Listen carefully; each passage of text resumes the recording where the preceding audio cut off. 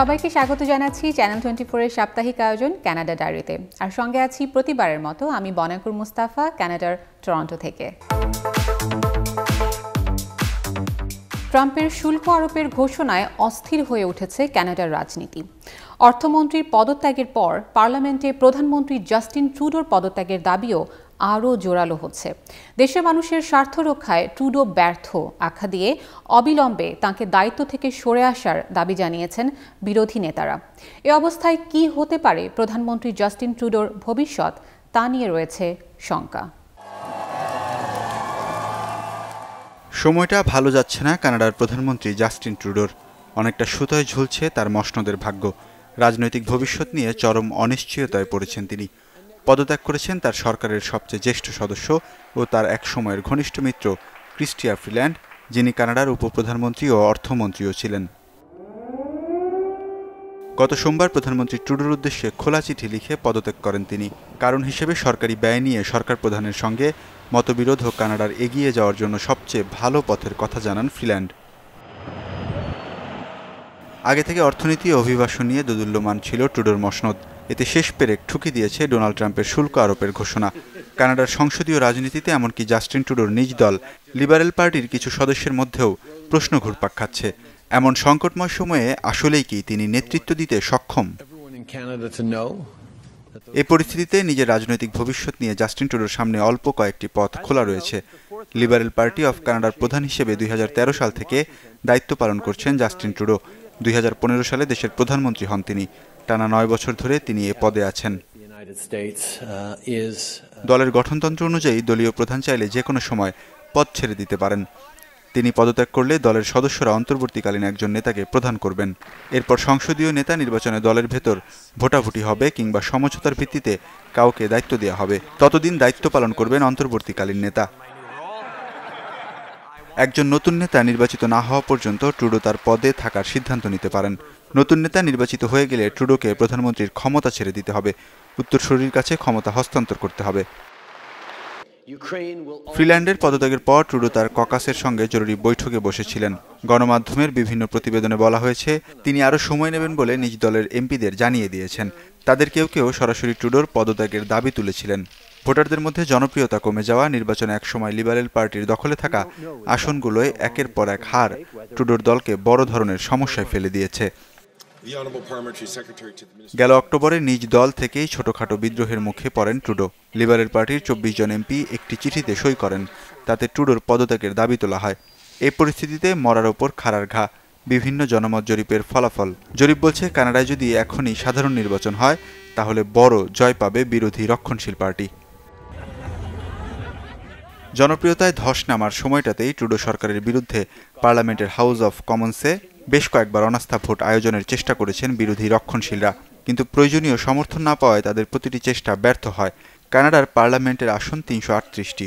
অনাস্থা ভোটে সরকারকে উতরাতে হলে সংখ্যাগরিষ্ঠ এমপিদের সমর্থন প্রয়োজন হবে, আর এজন্য ট্রুডোর নেতৃত্বাধীন ক্ষমতাসীন জোটের কাছে বিরোধীরা 17টি আসনে পিছিয়ে আছে। কাজেই অনাস্থা ভোটে ট্রুডোর জোটের নিউ ডেমোক্রেটিক পার্টি কিংবা ব্লক কুইবেকুইসের সমর্থন ছাড়া সরকারকে হটানো রক্ষণশীলদের পক্ষে কার্যত সম্ভব না। সম্প্রতি পার্লামেন্টের অবকাশ শুরু হয়েছে, তাই অন্তত জানুয়ারির শেষ পর্যন্ত নতুন করে অনাস্থা ভোটের মুখোমুখি হওয়ার ঝুঁকি কম ট্রুডোর। সম্ভাব্য অনাস্থা ভোট এড়াতে ট্রুডোর সামনে একটি বিকল্প খোলা রয়েছে, আর সেটি হলো পার্লামেন্ট স্থগিত করা। এতে পার্লামেন্ট আনুষ্ঠানিকভাবে ভেঙে দেওয়া হবে না, তবে পার্লামেন্টে যে কোনো ধরনের কার্যক্রম, বিতর্ক, ভোটাভুটি বন্ধ থাকবে। সবশেষ 2020 সালের আগস্টে পার্লামেন্ট স্থগিত করেছিলেন ট্রুডো। সীমান্ত মাদকের চোরাচালান রুখতে না পারায় যুক্তরাষ্ট্রের সাথে একরকম বাণিজ্য যুদ্ধের দ্বারপ্রান্তে কানাডা। তাই সম্প্রতি সীমান্তে বাড়ানো হয়েছে কড়াকড়ি। 24 ঘন্টার নজরদারি আরও শক্তিশালী করতে মোতায়েন করা হয়েছে হেলিকপ্টার, ড্রোন ও বাড়ানো হয়েছে নজরদারি টাওয়ারের সংখ্যা। এছাড়া গঠন করা হয়েছে বিশেষ স্ট্রাইক ফোর্সের। শুধু কানাডা থেকে আসা অভিবাসী নয়, ট্রাম্পের শুল্ক আরোপের হুমকির পেছনে রয়েছে আরও একটি বিষয়, যা হচ্ছে দেশটির সীমান্ত ব্যবহার করে ফেন্টানাইল মাদকের পাচার। আর এই সমস্যা দূর করতে এরই মধ্যে বেশ কিছু পদক্ষেপ নিয়েছে কানাডা সরকার। ফেন্টানাইলের প্রবাহকে রুখতে কানাডা মার্কিন সীমান্তে জোরদার করা হয়েছে নজরদারি। মোতায়েন করা হয়েছে অত্যাধুনিক হেলিকপ্টার ড্রোন, স্থাপন করা হয়েছে নজরদারি টাওয়ার যা পরিচালিত হয় মোবাইল ফোনের মাধ্যমে। এছাড়া গঠন করা হয়েছে যৌথ স্ট্রাইক ফোর্স। এই বিশাল কর্মযজ্ঞে ব্যয় করা হচ্ছে $1.3 বিলিয়ন। কানাডা মার্কিন সীমানা সুরক্ষিত করতে এবং মার্কিন যুক্তরাষ্ট্রের নির্বাচিত প্রেসিডেন্ট ডোনাল্ড ট্রাম্পের উদ্বেগ দূর করতে কিভাবে সরকার অর্থ ব্যয় করার পরিকল্পনা করেছে সে সম্পর্কে সম্প্রতি ব্যাখ্যা দিয়েছেন সদ্য শপথ নেওয়া অর্থমন্ত্রী ডমিনিক লেব্লাঙ্ক। সম্প্রতি যুক্তরাষ্ট্রের নির্বাচিত প্রেসিডেন্ট ডোনাল্ড ট্রাম্প ঘোষণা দেন কানাডিয়ান আমদানির উপর 25% শুল্ক আরোপ করবেন তিনি। বিশেষ করে ফেন্টানাইল সম্পর্কে উদ্বেগ থেকে এই প্রতিক্রিয়া জানান তিনি। বিশেষজ্ঞরা বলছেন এই সিদ্ধান্ত কানাডার অর্থনীতিকে ধ্বংস করতে পারে। তাই সীমান্তে নিরাপত্তায় কানাডা সরকারের পরিকল্পনা বেগবান হচ্ছে। শুরুতেই ফেন্টানাইল বাণিজ্য শনাক্ত করা এবং তা রুখে দেওয়ার চেষ্টা করবে দেশটি। এরপর পরিবর্তন আনা হবে নতুন আইন প্রয়োগকারী সরঞ্জামে, উন্নত করা হবে অপারেশনাল সমন্বয়। এছাড়া তথ্য আদান প্রদান বৃদ্ধি করা এবং অভিবাসন ও আশ্রয় ব্যবস্থাকে শক্তিশালী করার উদ্যোগ নিয়েছে তারা। ফেন্টানাইলের প্রবাহ এবং এর রাসায়নিক অগ্রদূত সম্পর্কে উদ্বেগ মোকাবেলার জন্য অটোয়া কানাডায় প্রবেশের আগে আইন প্রয়োগকারী এবং সীমান্ত কর্মকর্তাদের অবৈধ ঔষধ শনাক্ত করতে সাহায্য করার জন্য কৃত্রিম বুদ্ধিমত্তা এবং ইমেজিং সরঞ্জামগুলি ব্যবহার করার প্রতিশ্রুতি দিচ্ছে। সরকার কানাডা বর্ডার সার্ভিসেস এজেন্সি সিবিএসএ-কে নতুন কুকুর দলকে প্রশিক্ষণের জন্য অর্থ প্রদান করেছে, যাতে অবৈধ ঔষধ এবং নতুন রাসায়নিক শনাক্তকরণ সরঞ্জামগুলি প্রবেশের উচ্চ ঝুঁকিপূর্ণ বন্দরে মোতায়েন করা হবে। ক্রিসমাসকে ঘিরে কানাডায় এরই মধ্যে দেখা দিয়েছে উৎসবের আমেজ। গোটা দেশই সেজেছে বর্ণিল আলোয়। অলিতে গলিতে ছোট বড় গির্জায় রোজই বাড়ছে জনসমাগম। খ্রিস্টানদের অন্যতম বড় উৎসব এই ক্রিসমাস ডেকে ঘিরে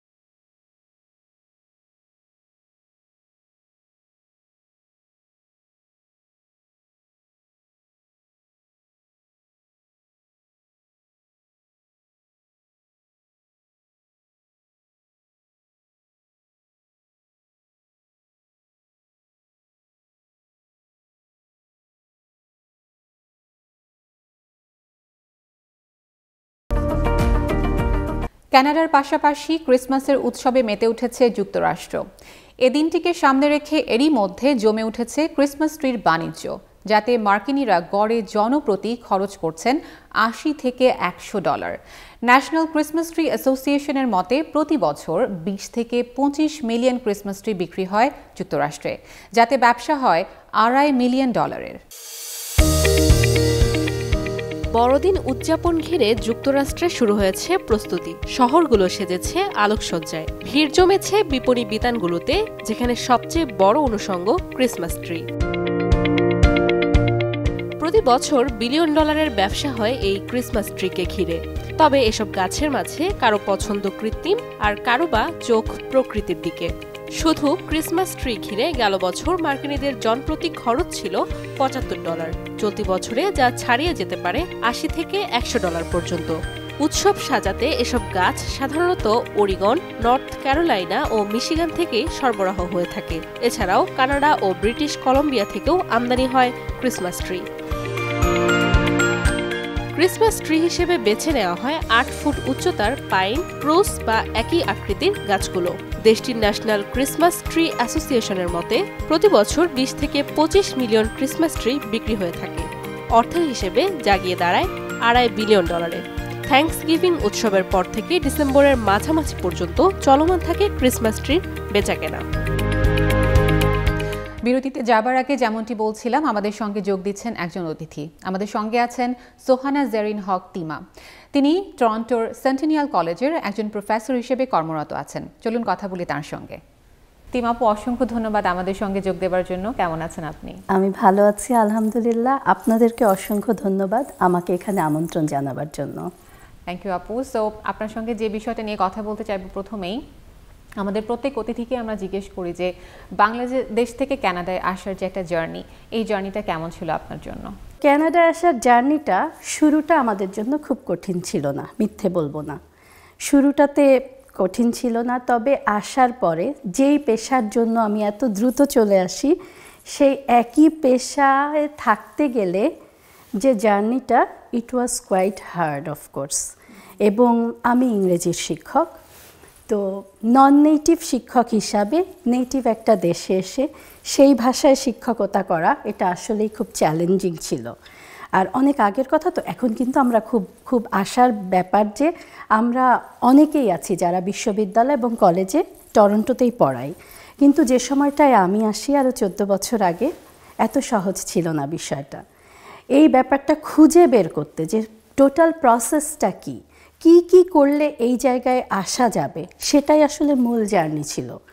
জানতামই না, ইনফরমেশন এত অ্যাভেলেবেল ছিল না। এখন যেটা অনেক সহজ হয়ে গিয়েছে, এখন ইনফরমেশনের অ্যাভেলেবিলিটি অনেক বেড়েছে। আমি যখন আসি তখন ছিল না। আমি 3 বছর লাগিয়ে জেনেছি যে আমাকে একটা সার্টিফিকেশন কোর্স করতে হবে, শুধু মাস্টার্স ইনাফ ছিল না। যদিও আমি এখানে এসে আমার সেকেন্ড মাস্টার্সও করি একটি বিশ্ববিদ্যালয়, অ্যাথাবাস্কা ইউনিভার্সিটি থেকে।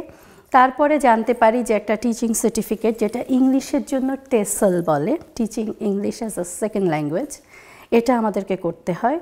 তো অন্য বিষয়ের প্রত্যেক বিষয়ের শিক্ষকতার জন্যই একটি আলাদা সার্টিফিকেটের প্রয়োজন হয়, যেখানে আপনার পিএইচডি থাক, পোস্টডক থাক, কিন্তু ওই বিশেষ সার্টিফিকেটটা লাগবেই।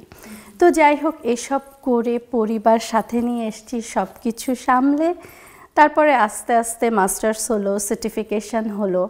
আমার টিচিং জার্নি টরন্টোতে শুরু হয়েছিল একটা টিউটরিং সেন্টারে পড়ানো থেকে। একটা টিউটরিং সেন্টারে 6-7টা বাচ্চাকে পড়াতাম, ওই ছিল আমার প্রথম টিচিং জব। তারপরে যখন সার্টিফিকেশন হয়ে গেল, টিচিং সার্টিফিকেশন, তখন আমি একটা প্রাইভেট স্কুলে পড়াতাম, পরে আরও একটা প্রাইভেট স্কুলে পড়াতাম। তারপরে যখন আমার সেকেন্ড মাস্টার্স হয়ে যাওয়ার শেষ দিকে, যখন আমি রিসার্চটা করছিলাম, থিসিসের কাজ, তখনই আমি সেন্টিনিয়াল কলেজে জয়েন করি প্রফেসর হিসাবে।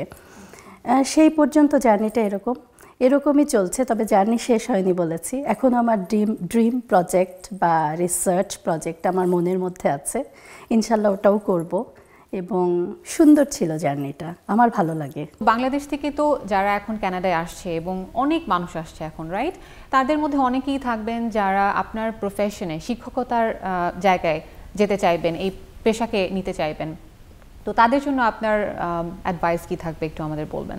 যারা শিক্ষকতায় আসতে চান তাদের অবশ্যই উচিত হবে নিজের বিষয় সম্পর্কে খুব পরিষ্কার ধারণা নিয়ে আসা, এবং কোন বিশ্ববিদ্যালয়ে পড়লে বা মাস্টার্স তো সাধারণত করতে হয় অথবা পিএইচডির জন্য বিষয় অনুসন্ধান খুব জরুরি, যে কোন বিষয় করবেন এবং কোন প্রসিজারের মধ্যে দিয়ে গিয়ে কোন কোন সার্টিফিকেশন বা আদার কোর্সেস বা আদার স্কিলস প্রয়োজন হবে তার ওই বিশেষ বিষয়টিতে শিক্ষকতার জন্য, এগুলো জেনে নেওয়া খুব জরুরি। আর একটা জিনিস যেটা শুধু শিক্ষকতায় না, সব জায়গায় ফ্লেক্সিবিলিটি ইজ ভেরি ইম্পর্ট্যান্ট।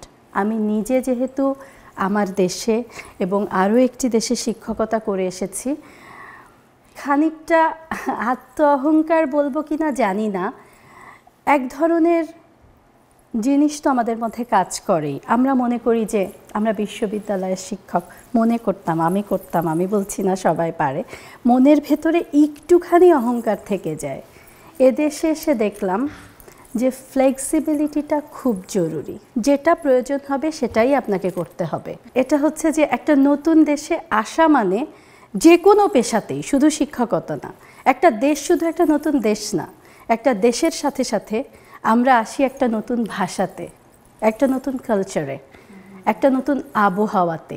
এই সব কিছুই নতুন, এর সব কিছুই একটু একটু করে জেনে আসতে হবে এবং খুব ভালো করে জেনে আসতে হবে। তো কালচারাল অ্যাওয়ারনেস যেটাকে বলা হয়, এটা থাকা খুবই জরুরি। এবং শিক্ষকতার ক্ষেত্রে হার্ড স্কিল তো জানা সহজ, বলেছি ইনফরমেশন অ্যাভেলেবিলিটি এখন হয়ে গেছে, কিন্তু যে সফট স্কিল, যে বাংলাদেশের শিক্ষক বা অনেক সাউথ এশিয়ান শিক্ষকরাই যে কারণে এখানে কমফোর্টেবলি টিচিংয়ে থাকতে পারেন না, তার একটা বড় কারণ একটা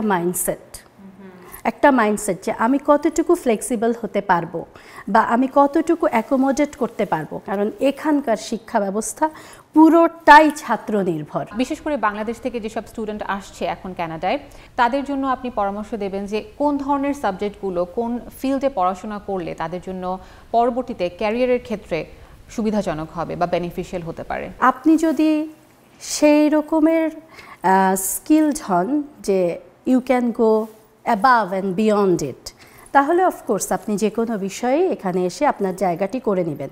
সে ব্যাপারে আমি শতভাগ নিশ্চিত যে এটা সম্ভব। কিন্তু যদি বলেন যে একটু সহজ এবং সত্যিকারই জব মার্কেটে যেটার চাহিদা থাকছে দীর্ঘদিন ধরে, এরকম কিছু বিষয়ের কথা বলতে গেলে আমার আসার পর থেকে এখন পর্যন্ত আমি দেখছি আইটি সেক্টরটা কখনোই ওইভাবে ফল করেনি। আইটি সেক্টরের যে কোনো জায়গাতেই পড়ালেখা করে মানুষ কাজ করার সুযোগ পাচ্ছে। সাথে সাথে সায়েন্সের অনেক সাবজেক্ট, ইঞ্জিনিয়ারিং স্কুলের বেশিরভাগ ইঞ্জিনিয়ারিং স্কুলের স্টুডেন্টরাই খুব ভালো করছে, এবং যদি তারা আন্ডারগ্র্যাডে আসে তাহলে আমি দেখেছি, আমার মনে হয়, এবং আমার বড় মেয়েও যেহেতু ইউনিভার্সিটিতে যাচ্ছে, আমি সেজন্যও কিছুটা রিসার্চ করেছি যে ইঞ্জিনিয়ারিং সেক্টরটাতে আন্ডারগ্র্যাডের কথা বলছি, এটা যে বেশ 4 বছরের একটা ব্যাচেলর ডিগ্রি করলেই মোটামুটি একটা ভালো জব আশা করা যায়। তো এটা একটা ভালো সেক্টর। আবার অবশ্যই বিজনেসের একটা বড় ফিল্ড রয়ে গিয়েছে, বিজনেস ম্যানেজমেন্ট বলেন, সাপ্লাই চেইন, এগুলো সেক্টরেও কিন্তু মানুষ ভালো করছে, এবং এগুলোর বিভিন্ন বিষয়ে পড়ালেখা করে বিজনেস রিলেটেড, ইভেন ব্যাংকেও একটা ভালো সেক্টরে কিন্তু ইমিগ্রেন্টরা এবং ইন্টারন্যাশনাল স্টুডেন্টস হিসেবে যারা আসছে তারা পরবর্তীতে ভালো করছে। আবার হেলথ সেক্টর এবং সাথে সাথে আমি আর্লি চাইল্ডহুড সেক্টরের কথাটাও বলতে চাচ্ছি, এসব সেক্টরেও কিন্তু ভালো করছে। হেলথ সেক্টরে আমাদের দেশে থেকে আসার আগে অনেকেরই ধারণা থাকে খালি ডক্টর আর নার্স, দ্যাটস ইট, কিন্তু আসলে তো তা না। হেলথ সেক্টরের অনেক ধরনের এক্সরে থাকে, আলট্রাসাউন্ড আছে, রেডিওলজি, অনেক কিছু আছে, এবং এগুলোতে অনেক ইভেন ফ্রন্ট ডেস্কে কাজ করার জন্যও কিন্তু এটাও একটা ভালো জব। তো হেলথ সেক্টরে আসলে অনেক জব আছে, এগুলো একটু এক্সপ্লোর করে এবং নির্দিষ্ট যেই জব স্পেসিফিক লেখাপড়া ওটা করে নিলে ভালো। আবার আর্লি চাইল্ডহুডের কথা যেটা বলছিলাম, ওটা এদেশে আসলে খুবই একটা ভালো ফিল্ড, এবং আমি দেখেছি বেশিরভাগ ক্ষেত্রে মেয়েরাই প্রফেশনটাতে যায় এবং ভালোও করে। এটা আমার খুব ভালো লাগে যে আর্লি চাইল্ডহুডে লেখাপড়া করে মেয়েরা কিন্তু ডে কেয়ারগুলোতে ভালো জব করে, আবার স্কুলের প্রি স্কুল সেকশানে বা প্যারেন্টিং সেক্টরে কাজ করতে পারে, অনেকে নিজের ডে কেয়ারও করে। তো আমার মনে হচ্ছে এই বিষয়গুলো পড়লে মোটামুটি জব মার্কেট কাভার করা যায়। আমরা জানি যে উচ্চশিক্ষায় বাইরে পড়তে যাওয়ার তালিকার দেশগুলোর মধ্যে কানাডা সবসময় অনেক উপরে থাকে এবং স্পেশালি লাস্ট ফিউ ইয়ার্সে অনেক বাঙালি স্টুডেন্ট আসছে। তাদের জন্য আপনার পরামর্শ কী থাকবে? কারণ আমরা জানি যে গত 2 বছরের মধ্যে আমার মনে হয় অনেক পরিবর্তন এসেছে আমাদের শিক্ষা ব্যবস্থায় কানাডাতে। তো এই শিক্ষা ব্যবস্থার যে পরিবর্তনগুলো সেটা কেমন প্রভাব ফেলতে পারে স্টুডেন্টদের জন্য বর্তমান সময়ে? আমি বলবো দিন দিন ক্যানাডিয়ান জব মার্কেট, কারণ সাধারণত একটা পড়ালেখা এদেশে এসে আমরা একটা কাজের জন্যই করি, সেটা আপনার শিক্ষকতায় বলেন বা যে কোনো অন্য প্রফেশন, একটা ভালো চাকরি, একটা ভালো জব, এটার আশাতেই আমরা করি। তো যেহেতু রিসেন্টলি ক্যানাডিয়ান জব মার্কেট আরও অনেক বেশি আগের চেয়ে কম্পিটিটিভ হয়ে গিয়েছে, তো আসার আগে ঠিক কোন বিষয়ে পড়লে, বিশেষ করে জব মার্কেটটাকে রিসার্চ করা সবার আগে, যারা কিনা এরকম শিক্ষকতায় আমার মতো যেতে চান না, এসে যে কোনো একটা ভালো সাবজেক্টে পড়ে মানে একটা ভালো জবের কথা ভাবছেন, তাদের অবশ্যই উচিত হবে সবার আগে ক্যানাডিয়ান জব মার্কেট সম্পর্কে খুব ভালো রিসার্চ করা। প্রয়োজন হলে এখানে সম্ভব হলে এখানে যারা বসবাস করেন তাদের সাহায্য নেওয়া। এখন তো সম্ভব, এখন অনেক কিছুই সম্ভব। এটা করে জেনে নেওয়া যে কোন বিষয়গুলো পড়লে এদেশে এসে আসলেই ভালো জব পাওয়া যাবে প্রথমত। দ্বিতীয়ত হচ্ছে একটা জিনিস আমাকে খুব স্পেশালি কোভিডের পরে শিক্ষক হিসাবে আমি দেখেছি যে যারা ইন্টারন্যাশনাল স্টুডেন্ট হিসেবে আসছে তাদের না আসলেই লিভিং এক্সপেন্স বেয়ার করা নিয়ে এবং জীবন চালানো খুব কঠিন হয়ে যাচ্ছে। তো এই মিনিমাম ওয়েজের জব করে 20 ঘন্টাতে এখনকার যে লিভিং এক্সপেন্স এগুলো বেয়ার করার পরে না টিউশন ফিস মোটামুটি আপনি ইম্পসিবলই বলতে পারেন, খুবই খুবই কঠিন হয়ে গেছে। আমি বলবো অসম্ভব। যদি পড়ালেখা শেষ করে জবে যাব এ জাতীয় চিন্তা নিয়েই আসেন, টিউশন ফিসের ব্যাপারটা খুব আগেই ক্লিয়ার করে আসা উচিত। বাংলাদেশ থেকেই আমার মনে হয় এর ব্যবস্থা করে আসা উচিত, কারণ কাজ করে ওটা এখানে জোগাড় করা প্রায় অসম্ভব। অসম্ভব বলতে পারছি না কারণ সব কিছুরই এক্সেপশন হয়, আমি এক্সেপশন নিয়ে কথা বলছি না, আমি খুব জেনারিক একটা কথা বললাম যে খুব কঠিন হয়ে যাচ্ছে, খুবই কঠিন, খুবই কঠিন। এবং স্টুডেন্টরা যে এটা কি পরিমাণে সাফার করছে, আর শিক্ষক হিসাবে যেটা খুব খারাপ লাগে, সাথে সাথে আমি একজন মাও, আমি তো আরও ভালো ফিল করি যে এটা না আসলে মেন্টাল হেলথটাকেও একদম ভেঙে দিচ্ছে। স্টুডেন্টরা যে কী পরিমাণ ডিপ্রেশনে ভুগছে এবং নানা ধরনের আমাদের কমিউনিটিতে এখানে এবং সব জায়গাতেই দেখা যাচ্ছে যে এটা ডিরেক্ট প্রেশার আসলে মেন্টাল হেলথের উপর পড়ছে। শিক্ষা ব্যবস্থা যে কঠিন, 6-7টা করে কোর্স থাকে। আমি আমার কলেজের স্টুডেন্টদের কথা বলছি, ইউজুয়ালি একটা স্টুডেন্ট 6 থেকে 7টা কোর্স নেয়। এই কোর্সের যে প্রেশার, তার সাথে 20 ঘন্টা জব, এগুলো না খুব কঠিন। তো সবার আগে না নিজের মনের সাথে বোঝাপড়াটা, আমি কতটা নিতে পারবো এবং জেনে আসাটা। তবে কি জানেন, পজিটিভলি করলে, সুন্দর প্ল্যানিং করলে অসম্ভব না, খুবই সম্ভব, কিন্তু খুব সুন্দর একটা প্ল্যানিং দরকার। তিমাপু, অসংখ্য ধন্যবাদ আমাদেরকে সময় দেওয়ার জন্য। আপনাকে সঙ্গে পেয়ে আমরা অনেক গুরুত্বপূর্ণ তথ্য জানতে পারলাম।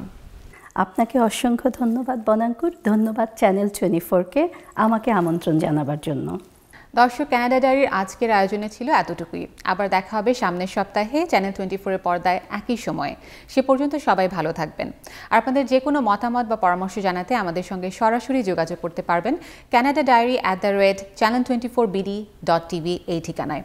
ধন্যবাদ সবাইকে।